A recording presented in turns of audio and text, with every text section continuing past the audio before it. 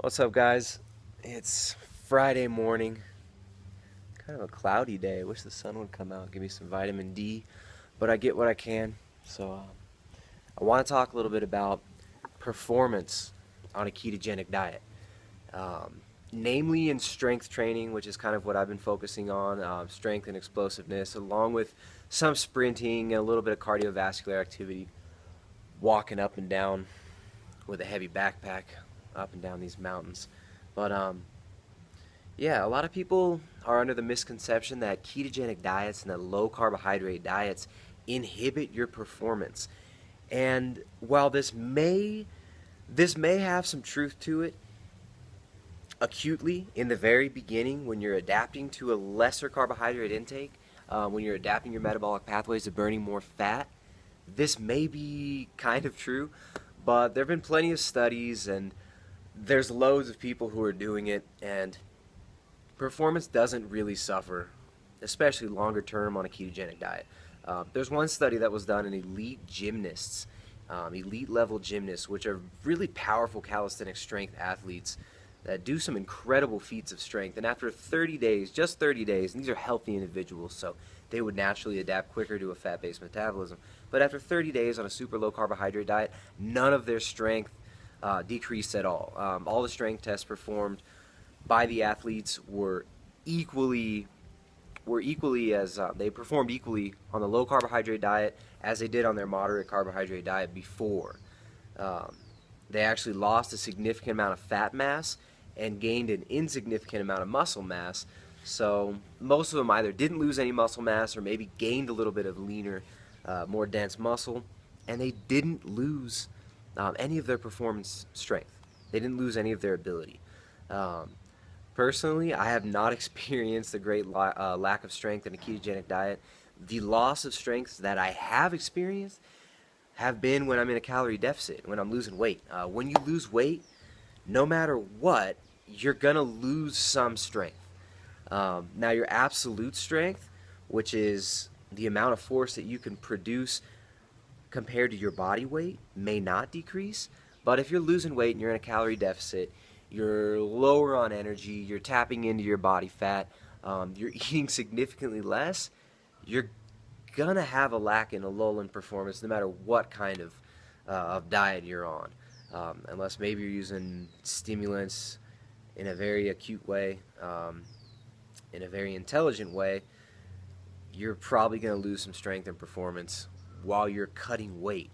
Um, so I've actually lost about 10 pounds in the last couple months, and I think I've almost stabilized at around 160 pounds. I was up at about 170 for a little while, and now I'm at about 160 pounds, and which is pretty much the same weight that I started out at um, when I was cutting body fat a few months ago, and I've gained a significant amount of muscle, lost a significant amount of fat, and my body looks completely different, but I'm at the same body weight. So right now I'm at 160 pounds.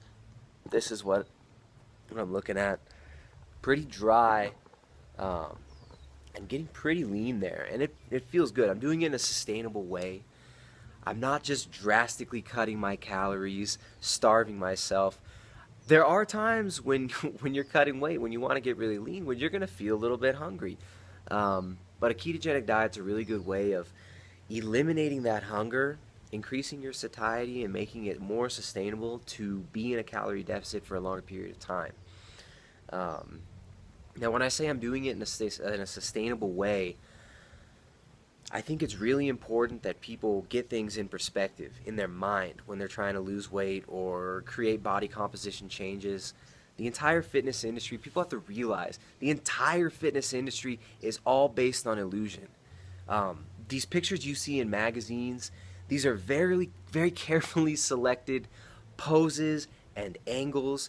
Even if I take a picture and I put it up, I mean, there's certain angles that I know will make me look more ripped, but it doesn't, I mean, it's all an illusion. Um, and part of that illusion in the fitness industry is the use of anabolic steroids, drugs, stimulants, um, drugs that will help you burn fat like clenbuterol. And some of these compounds are really dangerous and very unhealthy. So, if you want to lose weight, if you want to keep it off, you got to find a sustainable way to do it. For a lot of people, a keto style diet is a sustainable way to do that. Some people prefer more carbohydrates. Either way, it's fine. I would say that there are benefits to a ketogenic diet that go beyond just weight loss, including neuroprotective effects. I mean, it's been used in adjunct treatment for type 2 diabetes, for Alzheimer's disease. There's a lot of promising research on keto diets for the neuroprotective effects and for certain metabolic therapies. Now, that doesn't mean that a ketogenic diet is perfect for everybody. A lot of people that come to me asking for advice, a lot of them get surprised when I don't advise that they do a ketogenic diet, especially if they've been doing more of a standard American diet their whole life. I wouldn't just suggest that this person try to jump into keto not knowing what they're doing, because it'll probably lead to a lot of people eating just bacon and eggs all day, throwing butter on everything, and I don't think that's a sustainable way of doing it. You got to vary your protein sources. You got to know the difference between certain protein sources, know the difference between your fat sources, and people have to realize if you want to lose weight, you got to be in a calorie deficit no matter what. Yes, there are certain hormonal changes that can happen when you restrict carbohydrates, which might make it more difficult to store fat, but you can still store fat. Look at Jimmy Moore. I mean, this I'm not trying to pick on Jimmy, but I mean, the guy's out there talking about weight loss and health, and it doesn't seem like he's really experienced these things in his life. So performance doesn't suffer. I'll show a couple clips of my training lately. I'm kind of putting together like a little makeshift home. There's my little home gym right there. But I got a barbell. I'm really excited about it. My 20-kilo weights, I actually had to send them back because they're manufactured here in Ecuador, and I didn't like the quality. A little hole, a little 2-inch circle for the barbell wasn't round, so they're like wiggling all around. Couldn't really do what I wanted with it without the weights moving too much. So I sent those back, and I'm getting some imported 20-kilo weights, and I'm just kind of slowly building up my little home gym here. But I'll show you a little bit of the training that I've been doing around the house, just to give you an idea of what I like to do for training when I can't go to the gym. There's all kinds of little modifications you can make to your routine to increase your activity, to increase your strength and fitness level, to build muscle without a gym membership and with minimal equipment. I mean, if you can get a couple of kettlebells and an old leather belt, there's a lot that you can do. So, yeah, ketogenic diet. There have been plenty of studies. Performance doesn't need to suffer. There's a lot of psychosomatic things that can happen. People think if they eat less than 400 grams of carbohydrates, then they're just going to be weak, that they're going to get flat. Yes, you will lose water weight. You will look a little bit flatter, but long term, your body learns how to supercompensate with more glycogen stores. If you're used to training in a low glycogen state, your glycogen resynthesis will be faster. And even if you're eating a carbohydrate-based diet or not, I mean, you don't need as much carbohydrates as you think you need. Carbs are a great tool. For some people, they handle them really well. Everybody's got different carbohydrate tolerance. They've got different fat tolerance, which is why different diets work better for different people. So, you want to get lean, do it in a sustainable way. Get your mind right. Having a six-pack, being lean and thin doesn't mean that you're healthy. Some of the most amazing looking people in the world can be in absolute monstrous health, physically, internally, as well as mentally. Just because you have the discipline to get lean doesn't mean that you're doing it in a healthy way. So if you're trying to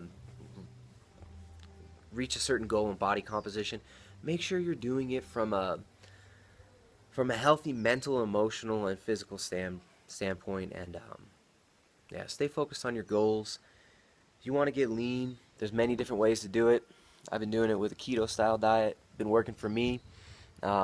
Don't recommend it to everybody. Everybody that comes to me for help and coaching, I don't prescribe them keto diets, but it's something that I like to talk about a lot because I feel like there's a lack of information, first of all. Now, that's unbiased. A lot of people bash keto. A lot of people like to point out all the zealots of keto who think that it's gonna, cure all the world's illnesses and that it's the only way to lose weight. Um, I think it's important that we don't bicker about like what's the best diet, because there's no best diet. The best diet is the diet that you can sustain. The best diet is the diet that you enjoy, that keeps you healthy, and that helps you to lose body fat and keep it off. So here's me messing around with my new barbell. I don't have enough weights yet, and I don't have my squat rack set up, so I can't do squats or really deadlift, but I'm just playing around with all the weight I've got right here, doing some bent over barbell rows. That's like 90 kilos. These felt really good. Just trying to work on explosive power. Before that I was doing more reps. Here's me, this is the other day in the gym. Second week back squatting after like a whole month of not squatting. And you gotta build back up the neuromuscular connection. But my form felt pretty good. This rep felt slow. Ouch! But yeah, the form looked a lot better. And here's some weighted dips. Dips are great. You can do dips, pull-ups, push-ups. You don't need to go to a gym or have really any equipment. If you've got, even between, you can sometimes set up a couple couches, do dips in between those. If you got kitchen countertops that come to a corner, you can bust some dips in there. But really minimum equipment is needed to build muscle and to change your body composition and increase your metabolism. Here's some more weighted dips. I've got a couple kettlebells around. They're like 12.5 kilo kettlebells, and I just strap them onto my waist with an old leather belt. So if, find an old belt that you don't care about stretching out, and you've got weighted dips right there. There's me on my porch. So yeah, the view here is pretty awesome in Vilcabamba, Ecuador. It was a nice sunny day yesterday. A little bit more cloudy today. But yeah, minimum equipment is needed to build muscle. You do not lose strength once you've adapted to a ketogenic diet. And like I said earlier, whatever your goals are for your physical body, just make sure they're in line with your health, with your mental, emotional, um, with the health on all levels, because anything that you make an obsession can become a problem, will become a problem in your life. So prioritize your health and your well-being over your physical appearance, and your body will follow. I'm a big fan of long-term ketosis for me, and for a lot of people it seems to work out real well. Um, Strength doesn't suffer at all, and you still build muscle. Oh, here's Ariana. Got some back squats, some box squats here. This is the other day when we were squatting. She loves it. So freaking cute. But yeah, thanks for supporting the channel, guys. Next month I'm gonna try to set aside a little bit more time for coaching, because I've been getting a lot of requests, and I have to turn a lot of people down. And I'm sorry for the people that I had to put on hold, but I'm gonna try to make some more time for more clients next month. I really enjoy coaching one-on-one, but I want to make sure I have enough time and energy to give to all the clients that I take on, and I don't take it lightly. So I'm gonna try to make room for a few more clients next month. You can check it out, primaledgehealth.com/coaching. Thanks for the support, and have a good day.